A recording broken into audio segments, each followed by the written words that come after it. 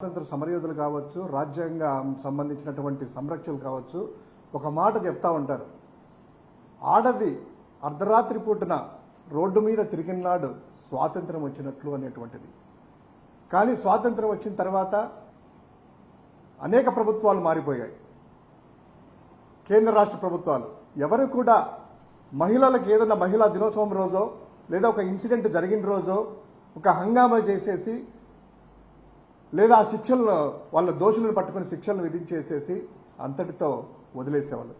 కానీ చరిత్రలో మొట్టమొదటిసారిగా ఆంధ్రప్రదేశ్ రాష్ట్ర ప్రభుత్వంలో వైఎస్ జగన్మోహన్ రెడ్డి గారి అధ్యక్షతన ఆయన సారథ్యంలో మహిళలు ఎవరు కూడాను ఇబ్బంది పడకూడదు, ఏ మహిళా సోదరి కూడా అఘాయిత్యాల నుండి తనకు తాను కాపాడుకొని స్వతంత్రంగా వెళ్ళాలి అనేటువంటి ఉద్దేశంతో ఒక దిశ యాప్ అనేటువంటిది రూపొందించడం మనమందరం కూడా చూసాం. ఆ దిశ యాప్ వచ్చేసి 2020 డిసెంబర్ 15వ తారీఖున దాన్ని లాంచ్ చేయడము, అవేర్నెస్ ప్రోగ్రామ్స్ కూడా అందరికీ కూడాను అవేర్నెస్ కాలేజీ దగ్గర నుంచి అందరికీ కూడా మహిళలకి విద్యార్థినీలకు అందరికీ చెప్పడము.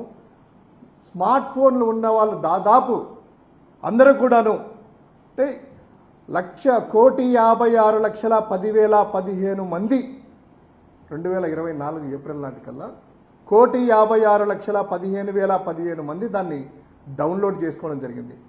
జస్ట్ ఒక యాప్ డౌన్లోడ్ చేయడమే కాకుండా దానిలో SOS బటన్, ఎవరైతే మహిళలు ఇబ్బంది పడతారో లేదా ఏదన్నా కూడాను అనుకోని సంఘటన ఎదురైనా తనకు తాను రక్షించుకోవడానికి ఒక SOS బటన్ అనేది అందులో ఉంటుంది. జస్ట్ క్లిక్ చేయడము, లేకపోతే ఎవరన్నా బలాత్కారంగా పట్టుకున్నా వాళ్ళని సంరక్షించుకునేటువంటి ప్రాసెస్లో ఇలా జస్ట్ షేక్ చేస్తే ఆ మొబైల్ అనేటువంటిది ఆ యాప్ నుంచి ఇమ్మీడియట్గా నియరెస్ట్ పోలీస్ స్టేషన్కి వెళ్ళడము, అక్కడి నుంచి నిమిషాల్లోనే ఆ స్పాట్కి చేరి వారిని సంరక్షించేటువంటి ఒక అద్భుతమైనటువంటి వ్యవస్థను తీసుకురావడం మనందరం కూడా చూసాం.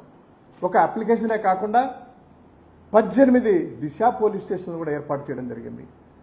13 ఫోక్సో కోర్టులని, అదేవిధంగా 12 మహిళా కోర్టులని, 19 మందిని వీళ్ళకి సత్వర న్యాయం జరగాలనేటువంటి ఆలోచనతో స్పెషల్ పబ్లిక్ ప్రాసిక్యూటర్స్ని కూడా ఒక 19 మందిని రిక్రూట్ చేసేసి ఇమ్మీడియట్గా వారికి సత్వర న్యాయం చేకూర్చే విధంగా చేయడం జరిగింది.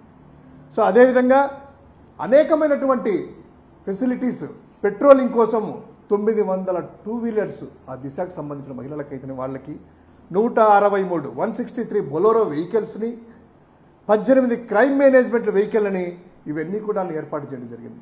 ఎందుకు అంటే ఇవన్నీ కూడాను ఎక్కడికక్కడ ఈ వెహికల్స్లో తిరుగుతూ అర్ధరాత్రి కావచ్చు, పగలు కావచ్చు, అదేవిధంగా రిమోట్ ఏరియాలకు కూడాను ఈ పోలీసింగ్ వ్యవస్థని ప్రతిష్టపరిచేసేసి క్షణాల్లోనే, నిమిషాల్లో కాకుండా క్షణాల్లోనే వారికి సమాచారం అందించుకోవడం, వాళ్ళకి రీచ్ చేసి కాపాడడం జరిగింది.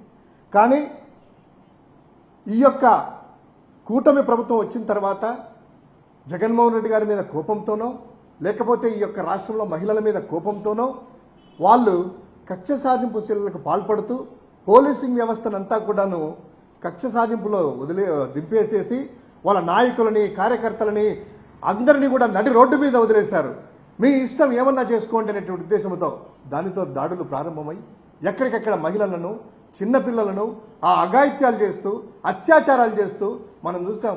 మచ్చుమరి సంఘటన అయితేనేమి, పొంగనూరు ఘటన అయితేనేమి, అంతెందుకు మొన్న ప్రేమికుల దినోత్సవం రోజు కూడా మహిళల మీద యాసిడ్ అయితేనేమి, సాక్షాత్తు డిప్యూటీ సీఎంగా ఉన్నటువంటి వ్యక్తి ఆ యొక్క నియోజకవర్గం పిఠాపురంలో ఒక దళిత ఆ యొక్క అమ్మాయి మీద జరిగితే అక్కడ చూసి పాపము పేపర్లు ఏరుకునే వాళ్ళు వాళ్ళే స్పందించారు తప్ప మరి ఈ యొక్క అనిత గారు ఏమయ్యారు ఇంతవరకు కూడా తెలియదు.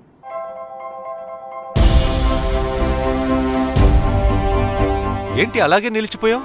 గోల్డ్, డైమండ్, సిల్వర్ రేట్ ఇలా ఉంటే ఇలా నిలిచిపోకుండా ఎలా ఉండేది? మన కంట్రోల్లో లేని దాని గురించి ఫీల్ చెయ్యకు. ప్రజలకు మనం ఏం చేయగలమో ఆలోచించు గురు. తగ్గింపు ధమాకా. అన్ని బంగారు నగలపై లలితవారి మార్కెట్లోనే తక్కువ తరుగులో ఇంకా 1% తగ్గింపు ఇద్దాం. ఓకే, వజ్రాభరణాలకు క్యారెట్కు 5000 రూపీస్ తగ్గింపు ఇద్దాం. హలో, నన్ను మర్చిపోయారే.